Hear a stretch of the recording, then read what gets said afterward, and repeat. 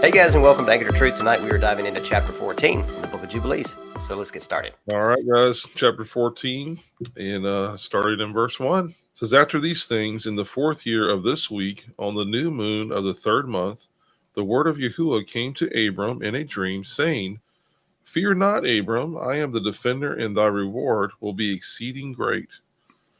And he saith, Yahuwah, Yahuwah, what wilt thou give me, seeing I go hence childless, and the son of Mesech, the son of my handmaid, is a Damascus, Eleazar.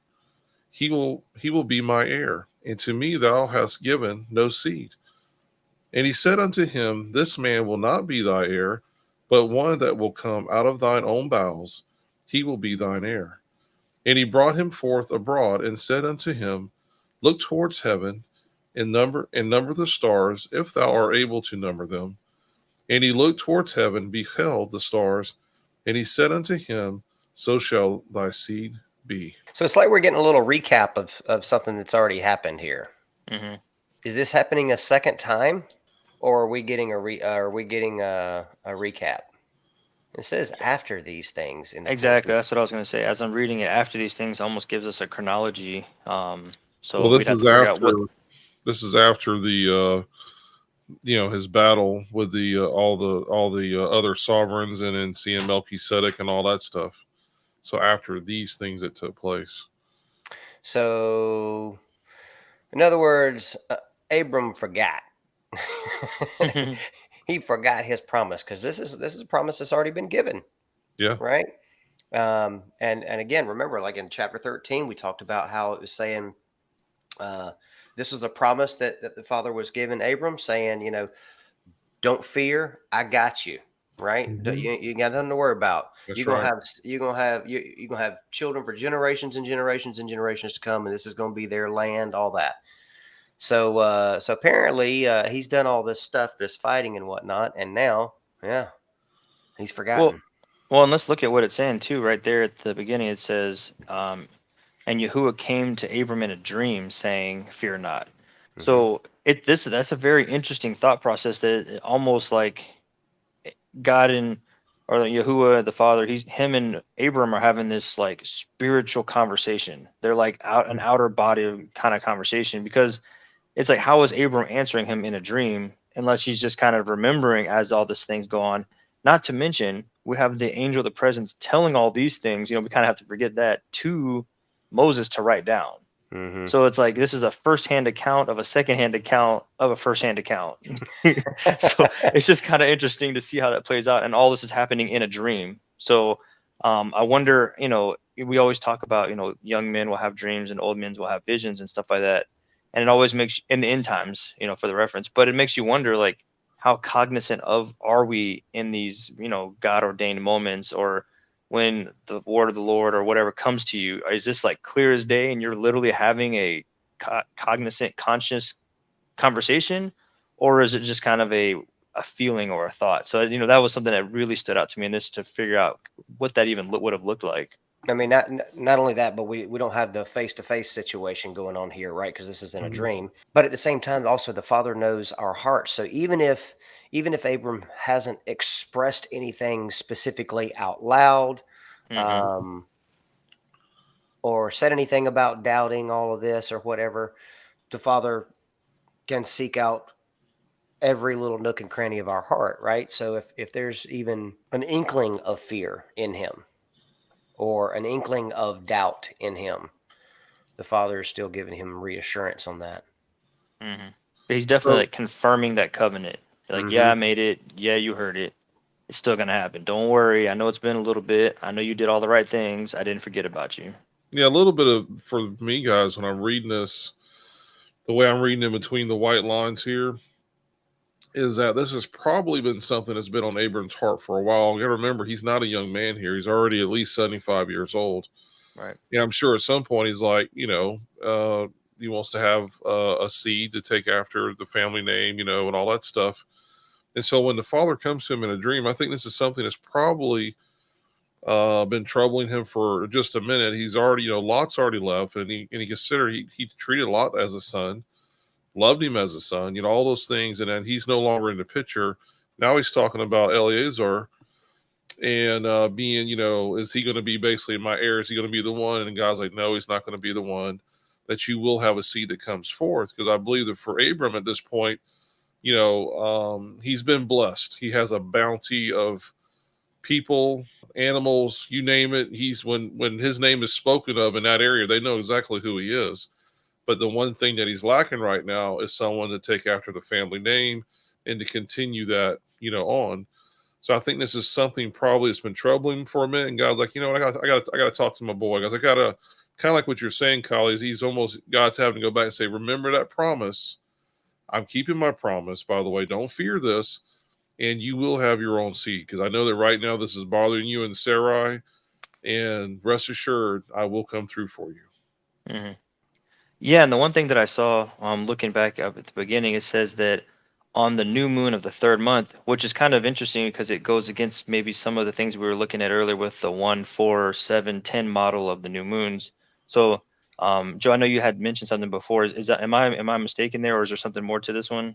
Yeah, Jonathan, I think what we're looking at here is this is just it's seen as a marker. It's not a new moon celebration. It's not a or that type of thing. This is actually a marker here because we're getting ready as we read further through this chapter. We're going to be going into Shavuot, and I know that there's a timing of the moon during the time of Shavuot. So I think this is what this is here for, just kind of leading into that event that's getting ready to take place with Abram. So when you say it's not a new moon celebration, I mean it's not falling on a feast. Right. That's what you're saying, right? But it is still a new moon. Right, because there's always going to be a new moon regardless, but then you have a new moon celebration. So right. Yeah. Okay.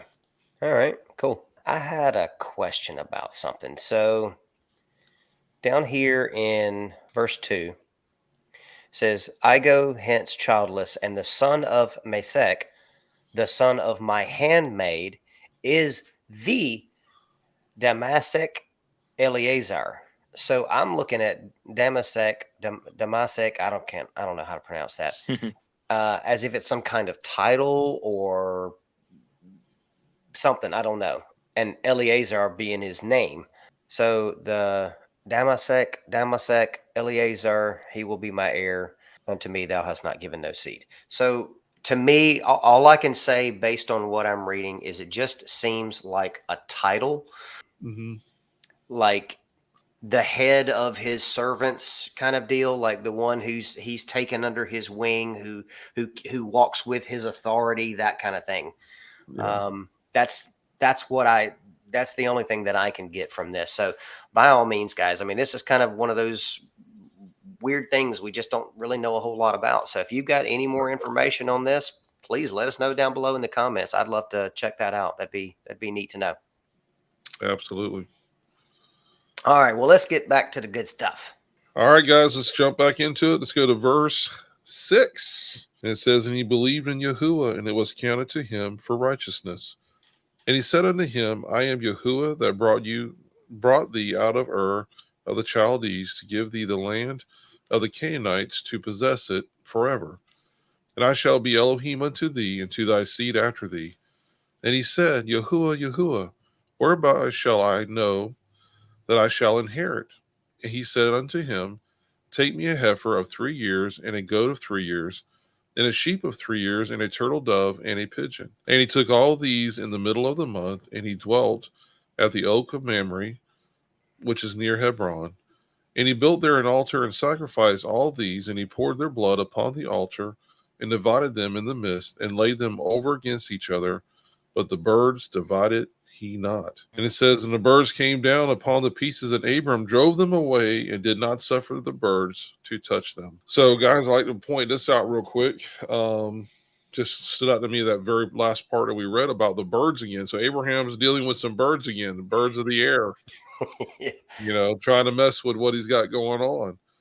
So to me, this is an indication this is something spiritually happening. This isn't just do birds like, birds of prey, go when they see other animals that have been cut up or dead on the side, of course they will go and eat them. But I also look at this is this could be a spiritual thing when the birds came down upon the pieces and Abram drove them away. And it's like, and so we've seen that earlier when we were reading the book of Jubilees, where the crows would come in and they would devour all the seed the people were putting down as their crops. And they were taking away and it says, that the people barely had enough to get by. But then Abram, as a young man, went in there, drove the birds out, and then on top of that, we find out that he teaches them how to plant the seed. He actually builds a contraption that actually plants the seed so that when the birds of the air return, they cannot take away from the people any longer. Mm-hmm. So, two things about this sacrifice that's being made here. We have a heifer of 3 years, a goat of 3 years, a sheep of 3 years, and then a turtle dove and a pigeon. I'd say there's some significance to that. Y'all have any thoughts? For me, this kind of goes back to when something's offered or when something's acceptable. You let something grow for 3 years, and then the fourth year belongs to Yahuwah, and then the fifth year you can eat of the fruit of it. We're going back to the agricultural part of this. Mm-hmm. So it just makes me wonder if there's something. That's why there's a 3-year period here of, technically if it's already 3 years old, then it's going into its fourth year. And then maybe that's why this is now acceptable under Yahuwah to be sacrificed. But just kind of winging that one out there a little bit.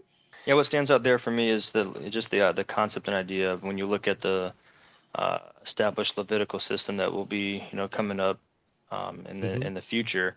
These are all the same animals. These are all the same prescribed actions that they would have taken in the temple and in the tabernacle. And you're seeing Yahuwah give him the exact same commands before it was ever given on Mount Sinai. Same form and fashion. Even you see that Abram built the altar. It didn't just show up. He didn't just find a babbling brook somewhere. I was like, oh, this should be a good, nice, clean area. He said that he went and built an altar and sacrificed all of these. And when he finished, he poured out their blood upon the altar. And so, we're getting enough language there where we can truly understand that, when Moses is being shown, Moses and the builder, when they're being shown the things in the heavenlies, they're saying, hey, you're making an exact copy, a type and shadow of what you're looking at. And here you're almost seeing that exact same concept of Abram's doing the type and shadow, and the Father's looking down and saying, oh, this is very familiar. This is exactly what we're doing up here. And it's why it's going to be that same conversation all throughout. We're not going to see any change or adjustment, even all the way through Yeshua's time, talking about the atonement of the blood and sacrifice and different things like that. The lamb that was slain. That language carries from day one of Scripture all the way through the end. And something too I'd like to touch on that with you, Jonathan, is the fact that, we've been kind of taught in the past that because certain timelines were messed with, that again, when we just read about Melchizedek, the chapter before this in chapter 13, and I was of the understanding that this is a possibility of it being Shem, and then people, Noah's son, and people had speculated that the reason why Abraham knew all of this is because he dwelt in the tents of Shem and Noah, and that he was being taught all these things. So what I'd like to do, guys, is go back to chapter 12, and this gives us the biggest nugget of knowledge that we need here as far as where did Abram get this knowledge from. And so it wasn't that he was in the tents of Shem and Noah and he was being taught how to do these priestly duties. Matter of fact, up to this point, he didn't even speak Hebrew, didn't understand Hebrew. The language was hidden since the Tower of Babel. Okay, so we're going to go to chapter 12, verse 26. I'm going to start there. It says, and this is the angel speaking. It says, and I opened his mouth and his ears and his lips, and I began to speak to him in Hebrew in the tongue of creation. And he took the books of his fathers, and these were written in Hebrew, and he transcribed them, and he began from henceforth to study them. And I made known to him that which he could not understand, and he studied them during the 6 rainy months.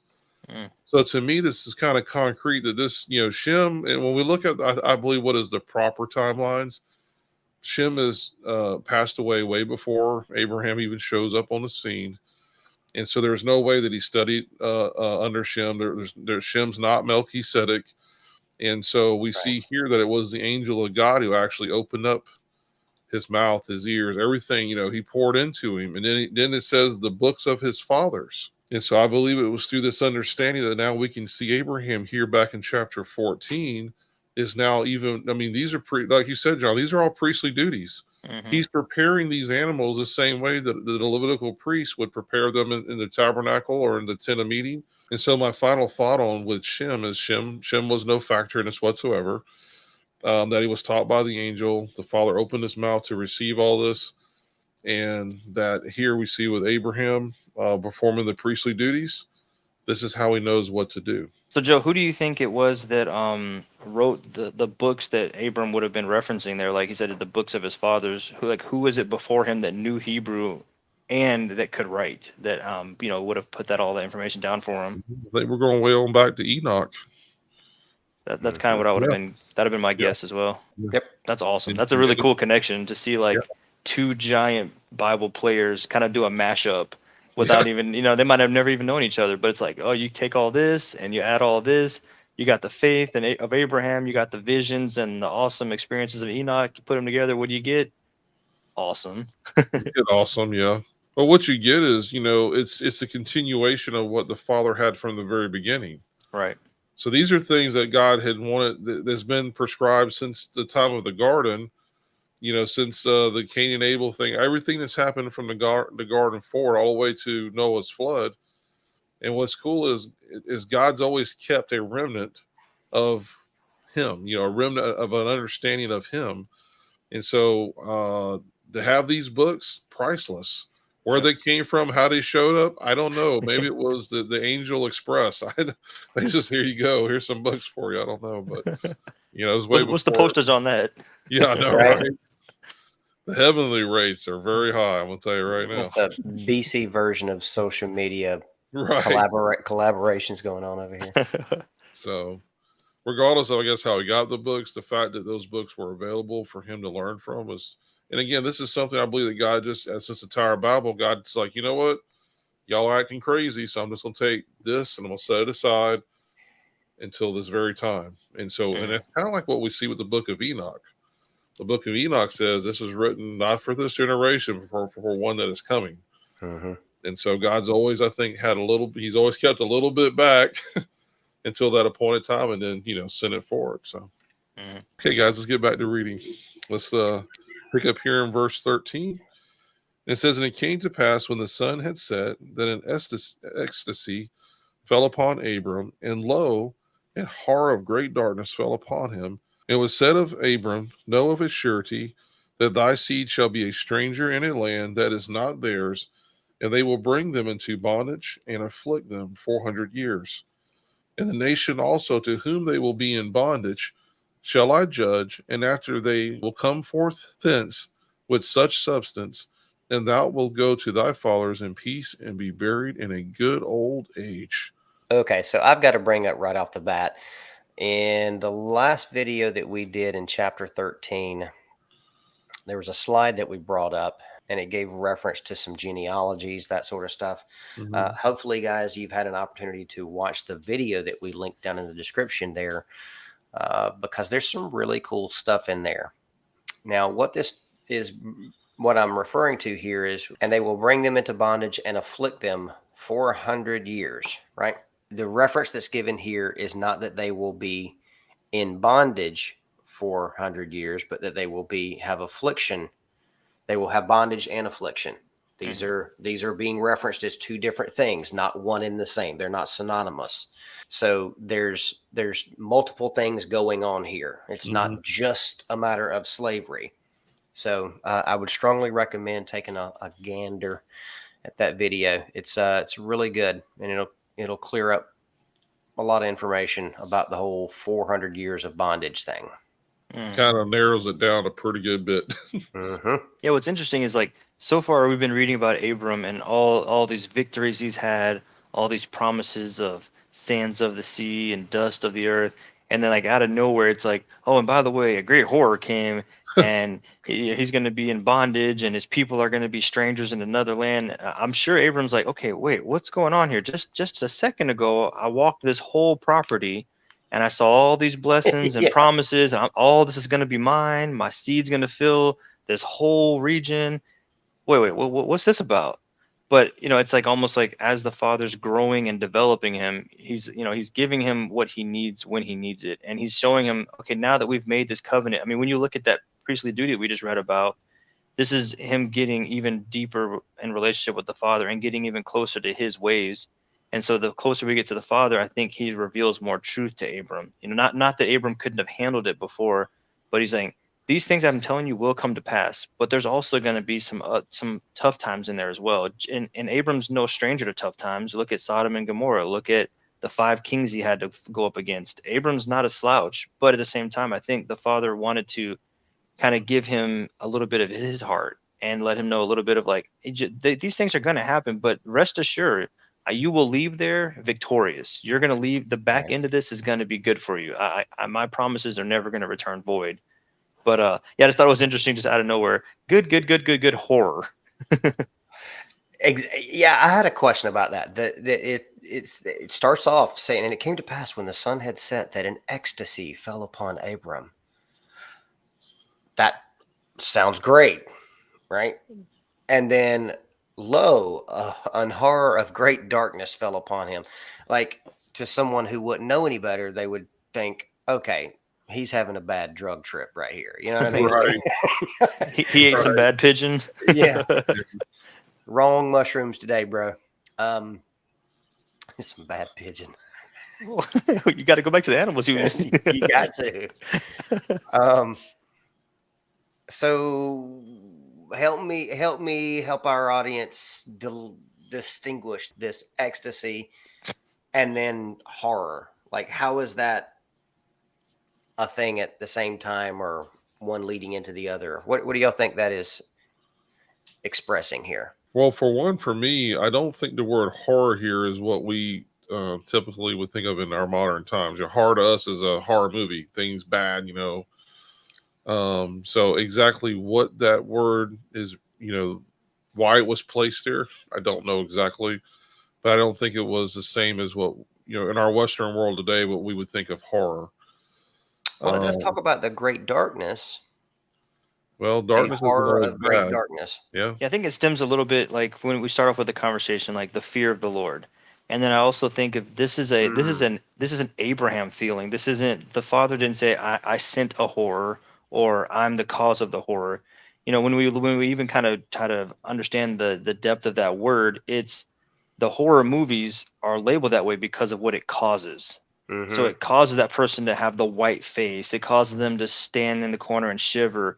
It's that feeling of like helplessness or danger or uncertainty. And I think that's really what we're seeing here is, you know, Abram's going through all the stuff. You know, he passes out in whatever form or fashion. You know, I know in the canon it kind of gives a different description of like how, I said, a sleep fell over him, or you know, he just kind of went out for a little bit. And then it says, you know, then that's when that feeling of great darkness. So, you know, I think it is just that dichotomy, that differentiation between all the promises before, and then now he's kind of seeing the other side of it. And you know, that would be pretty disheartening to say the least, but I think it's more of the effect, not the actual I don't think the Father was the cause at all of the horror or him being of any kind of horror relation, but more of just that Abram's feeling, his emotion, his thought process while going through this experience. I got an idea too, real quick there, Kyle. I don't mean to cut you off, brother. Yeah, But go. I'm looking at the sentence structure of this, the way it's written. So how about if we read it and we said, and it was said to Abram, know of a surety that thy seed shall be a stranger in land, that it not theirs, and go through the whole thing of being in bondage and afflicted for 40 years. Then lo, a horror of great darkness fell upon him.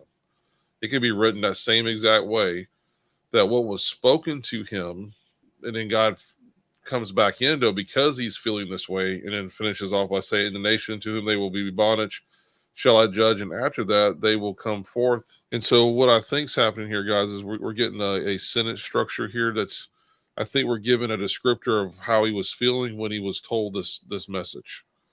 I don't think the great horror fell upon him of this darkness and then he was told. I think what he was told made him this darkness. It was basically a heavy feeling came upon him. Right. But then God, when we go back through here and we read through 14, you know, God kind of backs up again and says, in they will come forth thence, which much substance. So he said, hey, don't worry about this, will happen. but guess what? They're going to come out with a lot more, than what they came in with. So I wonder if that's more of the thought pattern of this myself. Well, let me give a third idea All of right, what let's this do it. is. And please, guys, as always, if when we're reading this, please comment, because we love it, man. Just give us your ideas on this as well. This is awesome. So I see it. What I'm seeing here is an ecstasy fell upon Abram. That's that perfect peace that the Father only can give, right? Yes. And then this great darkness fell upon him. So it's as if he's being protected through this darkness. He's like, it's as if he's saying, I'm about to show you some stuff that would wreck you if I didn't give you this peace. So I'm going to give you this peace. Now let me share this info with you and then clarify it and get you and walk you through this. So I mean, yes, I mean the darkness that fell upon him would be a heaviness of heart. That's kind of the way I see it too. It's not like the Father was like, okay, putting something on him. Right. But I know I'm a little animated, guys. I apologize, but that's just me. So yeah, it's not like the Father, put something on him. It's more of a like this is going to be heavy on the heart. So let me give you this perfect peace that only I can give, and then I'm going to lay this information on you. This information that when you're sharing it through the generations, again, this is a prophetic thing, as all prophecy is. It's a call to repentance. If they don't do this, this won't happen, but they're going to do this. Right? So anyway, ecstasy fell upon Abram, and lo, a horror of great darkness. So I don't know. That's the way I see it. That it's the ecstasy is the Father's perfect peace. Then he lays this information on him that would just be super heavy on his heart, and just kind of it would destroy him if he wasn't given that perfect peace. That's just kind of how I'm seeing it. I wish they wouldn't have used the word "low" with an exclamation mark right after it, because when I read through this the first time, it almost sounds like LOL, and the horror of great darkness fell upon him. Wait a minute, what's funny about that? I said, oh, wait a minute, okay. All right, guys, let's pick back up in verse 16. It says, but in the fourth generation they will return hither, from the iniquity of the Amorites is not yet full. And he woke from his sleep, and he arose, and the sun had set. And there was a flame, and behold, a furnace was smoking, and a flame of fire passed between the pieces. And on that day Yahuwah made a covenant with Abram, saying, to thy seed will I give this land, from the river of Egypt unto the great river, the river of Euphrates, the Kenites, the Kenizzites, the Cadmonites, the Perizzites, the Raphaim, the Pacharites, and the Hivites, and the Amorites, and the Canaanites, and the Girgashites, and the Jebusites. And the day passed, and Abram offered the pieces and the birds, and their fruit offering, and their drink offering, and the fire devoured them. And on that day we made a covenant with Abram, according as we had covenant with Noah in this month. And Abram renewed the festival and ordinance for himself forever. And guys, what festival do we have here that's being represented? Well, the third month generally represents Shavuot. So, yeah. What's interesting here, Kyle, is it says he renewed right there in verse 20. It says, and he renewed the festival and ordinance for himself forever. So what do you think? What do you guys think that it meant that he renewed this? Do you think this up until Abram, this hasn't been going on at all? The celebration of Shavuot since the time of Noah? Maybe the passing of Noah, no one else had been keeping this feast at that point. I mean, yeah, I think, there's a little bit of truth to that, even if it's just from the simple fact of like, when we always kind of joke, and like it says, and then Noah passed and then they drank blood, right? Right. So it's almost like they literally did go and break the covenant. They were like, hey, we were within covenant. We're keeping feasts and festivals. We're staying away. We're abstaining from the things that God called detestable and abominable. So yeah, you could see that, as we kind of joked about it, but that could literally be the marker where they kind of stopped acting in the way that they should. To be honest with you, I think because it's using that term renewed here, so and then it's using Noah as a reference. That's why I'm thinking, like you said, Noah dies. Their son's like, hey, dad's dead. Let's drink blood. Let's do whatever we want. And no one's keeping these feasts up until it's revealed to Abram, again, through the angel, through the understanding, through the ancient text that he was reading, that this is to take place. I'm looking right here at the beginning of 17, and it says, and he awoke from his sleep, and he arose, and the sun had set. So right before this, as we were reading it, was talking. He said that he fell into the ecstasy. He went to sleep as the sun was setting. So now we're kind of seeing this isn't this long time period. We're not talking about days, weeks, months. We're talking hours at most. You know, if even hours. It might even be minutes. Right. The sun doesn't take that long to set once it's on the way down. So Or we're kind of seeing. Across, you mean? So what? You said on the way down. You mean on the way across? Wherever it's headed somewhere away from where I'm at.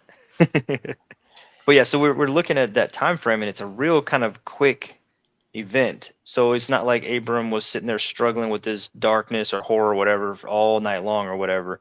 Right. It's a very quick thing. And so the sun set, and then behold the flame, the furnace. So it's almost like God was waiting for nighttime. So one, these things would be visible, and two, it's a really interesting time to like go to sleep at night and then wake back up. So this is definitely not a normal occurrence. I think Abram would have recognized, like, okay, I don't know how I fell asleep, and I don't know why I'm waking up, and it's the middle of the night. What's going on here? And I think that would have kind of forced him to be a little more in tune with what's going on. You know, this is out of the norm. And you know, then it says in 18 that is on that day Yahuwah made a covenant with Abram. So we're just Yahuwah's, the Father's all about these covenants. It's like a regular occurrence. It's almost as if we shouldn't expect a one-time covenant and then just move on from there and just live off of the glory days. It's a continuing to renew, a continuing of renewal between Father and Son, between different members of the congregation, between yourself and the Father. We know it's a continual process that we're renewing this covenant. And then, like Joe, you just brought up, we're going to see that language with Noah, and then it being renewed now with Abram. And what I thought was interesting, there's one thing I really, really wanted to share here. It says in verse 20, and on that day we made a covenant with Abram, according as we had covenanted with Noah. So I'm reading the we here, and I really want to see what you guys are going to say, because I'm thinking this is like multiple angels. Is this the Father and the angel? Is this the Father, the Son, and an angel? Like who's the we? Because it feels like it could be a myriad of different things. We know it's the angel dictating this. We know it's Moses writing it. We know Yahuwah and Abram are doing the covenant. So who's the we that you guys are thinking of here? Well, I mean, right off the bat, first of all, the covenant is with the Father. That's who the covenant is with. Who is relaying the information? I would say angels. Yeah. Yeah. Who is putting this together? I would say angels. That's just my first thought. But the covenant itself is between Abram and the Father. And then kind of going back to where it talks about the iniquity of the Amorites is not yet full. So it talks about there to that little side note right there, Kyle, if you read that for us, sir. A generation equals 100 years, according to this person. Yeah, according, yeah. Isaac was born when Abraham was 100 years old, Genesis 21:5. The same applies to the curse for breaking the second commandment to the third and fourth, or 300 to 400 years. So let's if we threw that 400-year mark in there, we know that all the people that I just read and murdered their names, that these are the ones living in the land as promised to Abram's descendants, right? The people who will be coming out of Mitzrayim, out of Egypt, that God's saying, hey, but when they come out, they're going to be with much substance. You know, they're going to have a lot of wealth coming out of there. But I believe that what this is saying is, you know, it just goes back to God promising them when they go into the promised land that they will inherit homes they did not build. They will have fields they did not plow. I mean, all the good things, the land is flowing with milk and honey. God has allowed these people for this season to live within that promised land, so that when the children come out of Egypt, and it should have been, you know, pretty soon after they came out, if they had passed all 10 tests, they would have been going in immediately, and God would have just cleared the way and then said, hey, guess what? This, you know, this is for you guys.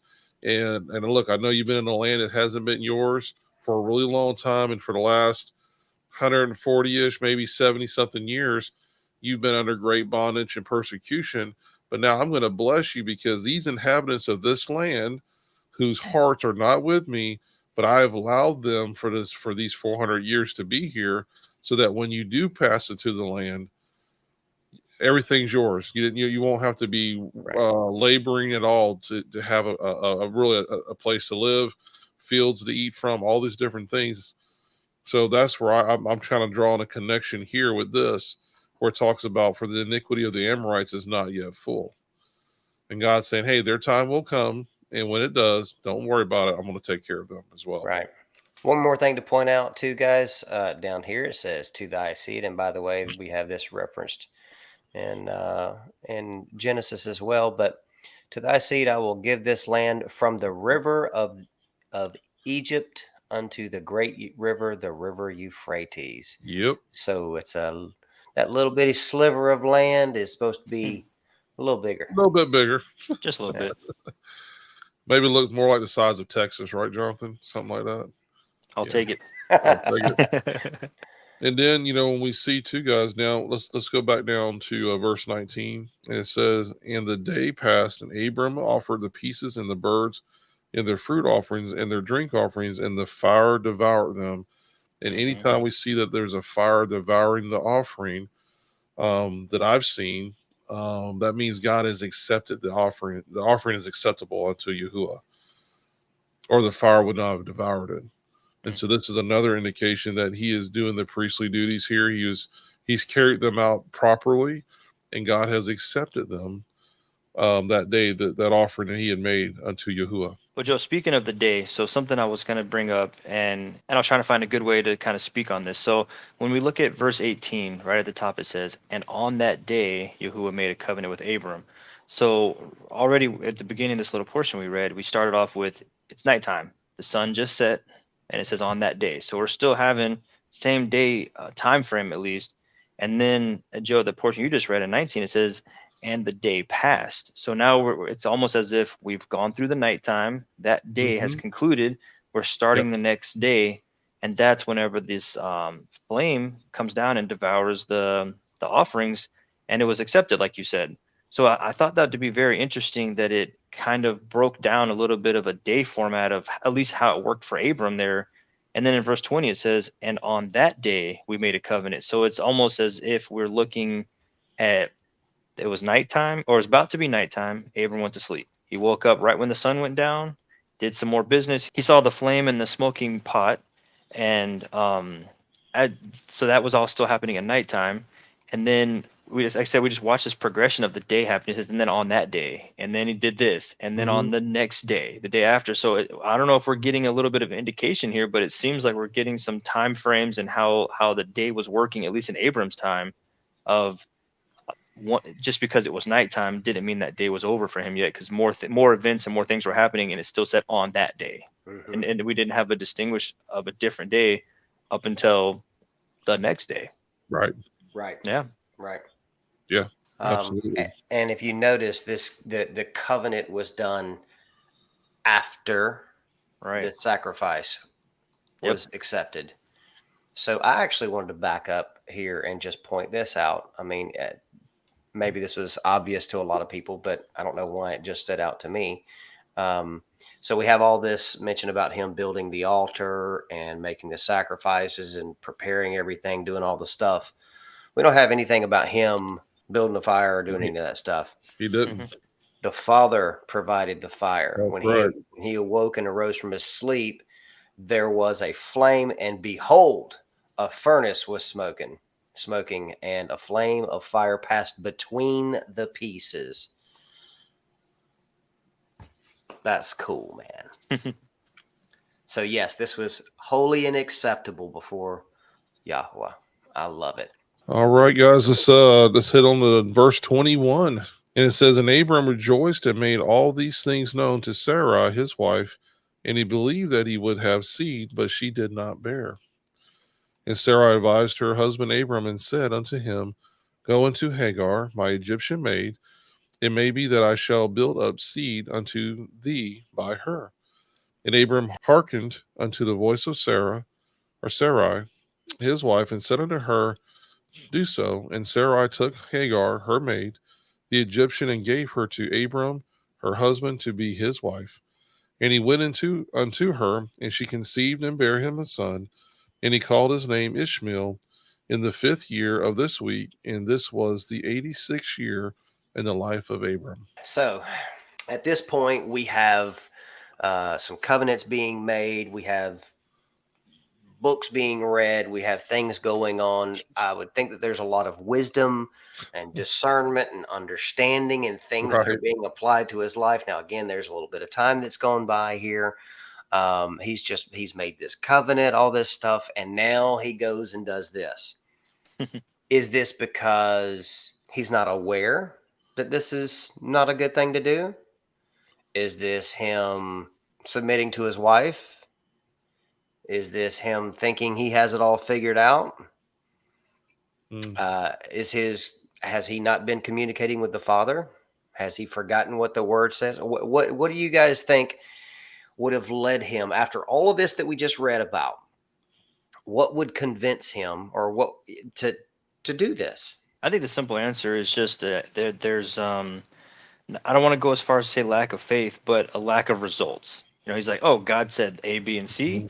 Well, I expect it in my timing. In our human brain, a day is a decent amount of time. A week is even more time. A month. Now we're starting to say, I'm not doubting, but I mean, maybe I missed something. Maybe I'm doing something wrong. What can I do to affect this scenario? And I think that's what it is that when we try to do things by our own understanding. And, we have scripture clearly defined for us saying, lean not on your own understanding, but all your ways acknowledge him. Well, Abram should have turned around, hindsight's 2020, but he should have turned around and said, God said it, he will do it. So far, everything's played the way it's supposed to. Why would I doubt now? But when it's something physical, tangible, very obvious, you will have a kid. That's something that he's like, well, I'm not having a kid. So either I'm in the wrong, she's in the wrong, or God was maybe a little mistaken. So if I do this, all I'm doing is helping the situation along, almost kind of like a Judas. I'm not trying to kill him. I'm just trying to help him become the king a little faster. Right. So we're trying to do things by our own power. And it's like, no.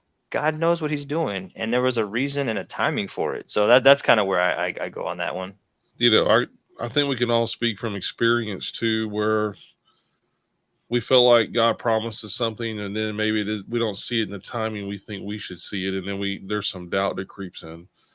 Because one of the Never. One of the things I have to constantly remind myself is that all the patriarchs in the Bible were men just like us, and they were fallible. They had their downfalls. They made their mistakes.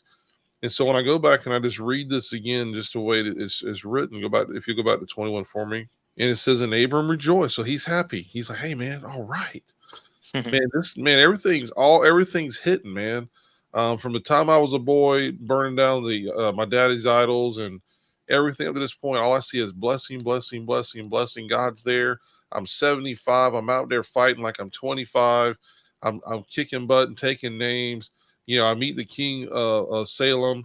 I mean, all these good things are happening, and God takes him again and says, hey, and by the way, just as a reminder, man, your seed's going to be like, man, you can't even count it, brother. It's going to be so much. And by the way, when he does Shavuot for the first time, and his offering is accepted by Yahuwah, and the flames come and they take it away, and then God's saying, and by the way, all these good things and all this good things are happening to him. And then it says in 21, it says, and Abram rejoiced. He's like, all right, this is cool. I'm going to get my boy. Everything's going to be good. And it says, and made all these things known to Sarai, his wife, and he believed that he would have seed, but she did not bear.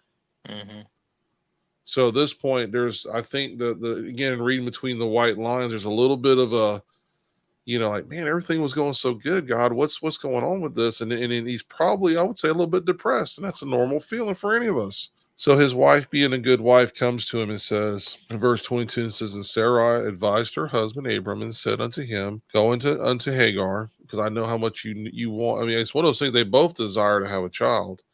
But I think she sees it on her husband even more that, she's trying to help him figure things out. They're both trying to figure things out.